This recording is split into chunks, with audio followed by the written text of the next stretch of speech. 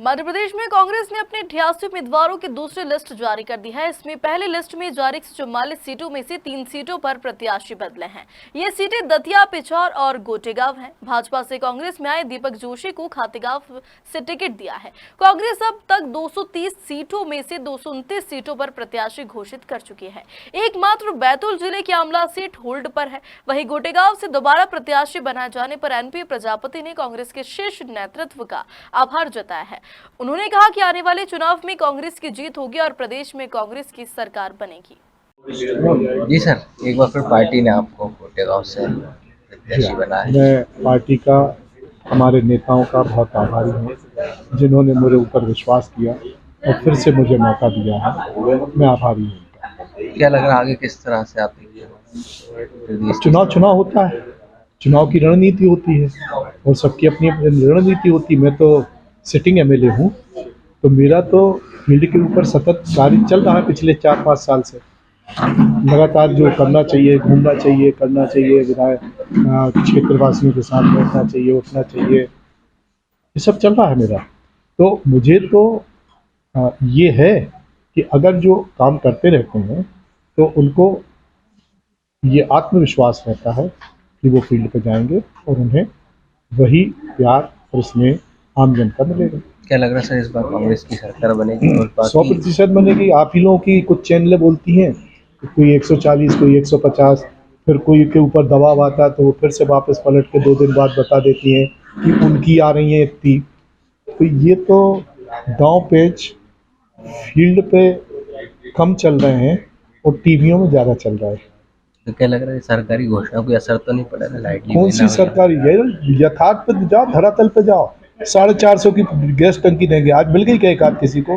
कोई एक काउंटर पे बता दे किसी को 450 की टंकी मिल गई। वो जो 1000 रुपए की बात करते हैं, विधवा पेंशन के 600 काट लेते हैं, 400 रुपए डाल रहे हैं, बोले 1000 रुपया हो गया। समझ रहे हैं?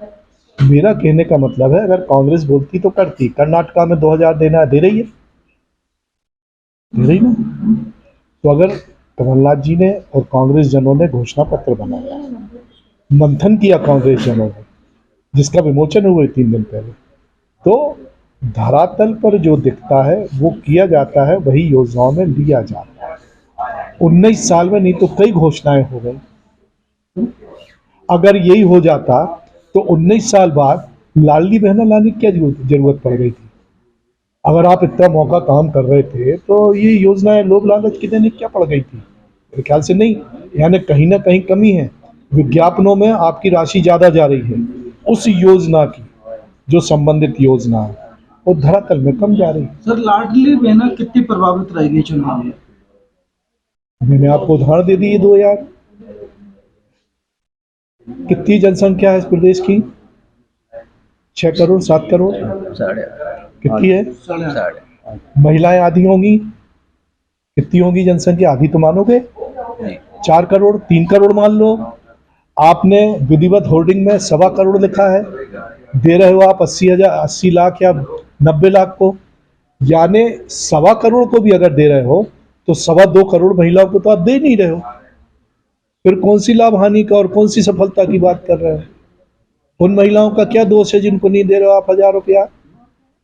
किसी को बोल रहे तुम्हारे पास ट्रैक्टर, तुम्हारे पास जमीन है, तुम्हारे पास ये है, तुम्हारे पास वो है। तो आप खुद अंदाज लगाइए बंधु।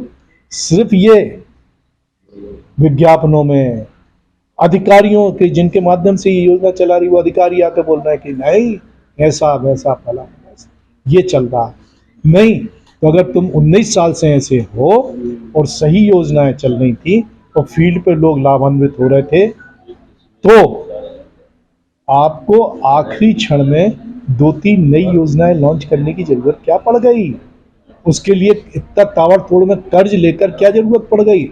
आज 3-3, 4-4 महीने से कर्मचारियों को तनख्वाह नहीं मिल रही है, वेतन नहीं मिल रहा है।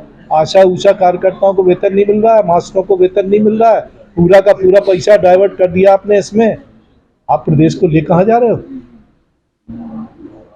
तो भैया ये विषय लंबा है, लेकिन कहीं ना कहीं मध्य प्रदेश का आम जन परेशान है महंगाई से। ये 19 साल में महंगाई रोक नहीं पाए और एक शब्द नहीं बोल पाए कि हम महंगाई रोकेंगे। ये 19 साल में भ्रष्टाचार नहीं रोक पाए, एक शब्द नहीं बोले कि हम भ्रष्टाचार कैसे रोकेंगे। बहुत हुई महंगाई की मार, अब आएगी मोदी सरकार, कहाँ गई? सर आप ये नारा हमने नहीं दिया था, मोदी ने दिया आप था। सिटिंग एमएलए हैं, पहली लिस्ट में आपका नाम नहीं आया, दूसरी लिस्ट में आपका नाम आया, बहुत क्या अच्छा कारण प्रश्न है। सिटिंग एमएलए शिवराज जी भी हैं, उनका तीसरी लिस्ट में आया, मेरा तो कम से कम दूसरी में आ गया।